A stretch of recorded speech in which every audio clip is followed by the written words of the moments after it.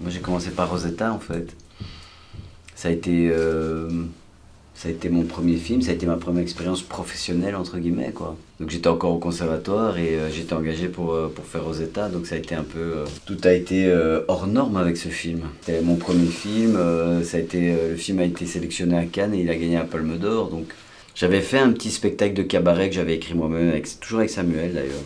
Avant ça, enfin quand j'étais en première année au conservatoire, je jouais au cabaret en fait dans un endroit qui s'appelait le Cercle Sainte-Anne au Sablon. Et je jouais ça tous les lundis soirs, un spectacle d'humour.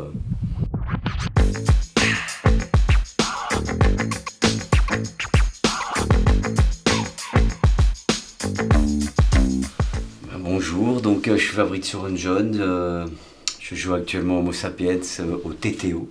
Et voilà, ici on est dans le Vidéo Express, un des derniers loueurs de DVD de Bruxelles. Donc je suis très content.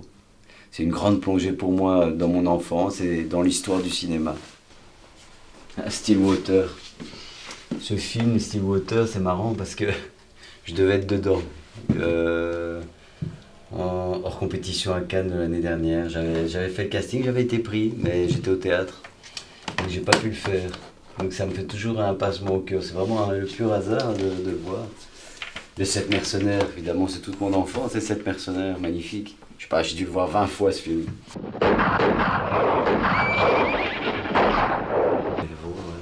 Bah écoute, tu vois, Jaco van Dormael. Je pense que c'est peut-être le premier film belge que j'ai vu de ma vie, c'est Toto le héros. Tu vois, Toto le héros. Grand film ça.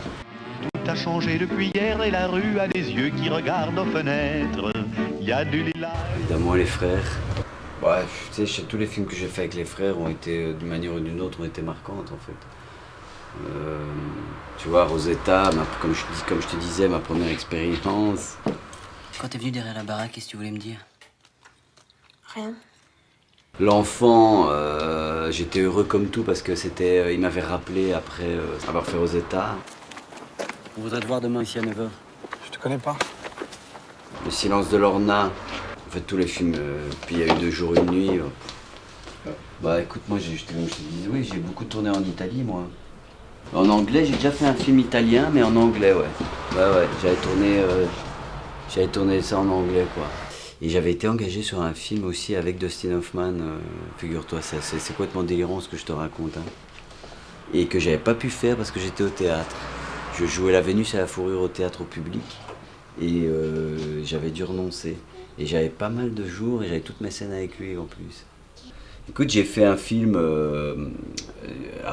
suisse-argentin qui s'appelle Azor et qui en fait a super bien marché aux États-Unis. Là, cette année-ci, là maintenant. Donc, qui sait? Es la primera vez en Argentina, ¿no?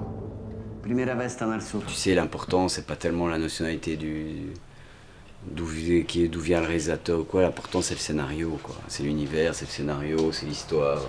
C'est tout ce qui compte, en fait. C'est faire des beaux films, c'est tout ce qui compte. Bon, évidemment, dans le cas de Homo Sapiens, c'est mon spectacle. Donc c'est moi, c'est une envie de raconter quelque chose. J'ai une envie de faire rire. C'est une envie de raconter l'histoire et de faire rire en même temps. Donc là, quand on me propose un film, oui, moi je de la même manière. Si l'histoire m'intéresse, j'ai envie de le raconter. Si ça m'intéresse pas, parce que c'est pas grave si c'est un jour. Par exemple, si j'ai un jour de tournage, je préfère 20 jours de tournage dans un beau film que même 20 jours de tournage dans un scénario auquel je crois pas. Tu vois, par exemple, ici on est dans le cinéma italien. Voilà. Film culte, cultissime. Ça, c'est un chef-d'œuvre. Pane e cioccolata. C'est un film sur l'immigration italienne, une histoire d'un migrant suisse avec Nino Manfredi.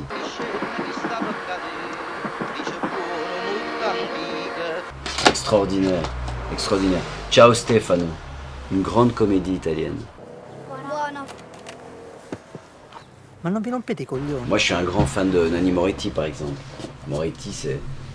Il y a tous les films. Divorce à l'italienne, Mastroianni. Tu vois, de Pietro Germi. Oscar du meilleur scénario en 1963.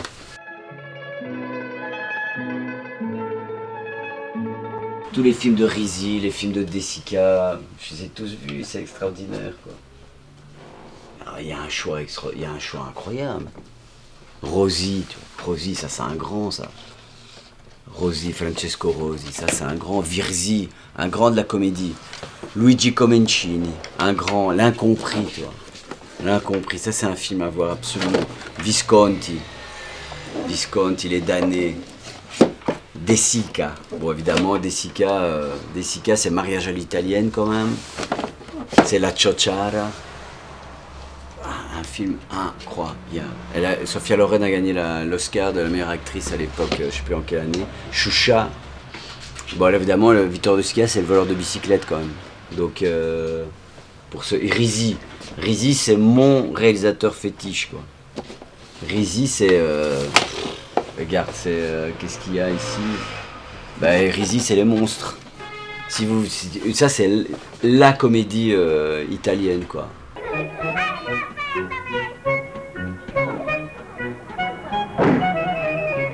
Les Italiens, ils ont eu 30 années vraiment de grand cinéma, 50-80. Et ils ont fait des chefs-d'œuvre pendant 30 ans. Des grands films, des grandes comédies. Et chaque fois, ils allaient à Cannes, ils gagnaient des palmes, ils gagnaient des Oscars, etc. C'était extraordinaire. C'est moi, le cinéma italien, c'est ça qui m'a donné envie de faire ce métier, tu vois.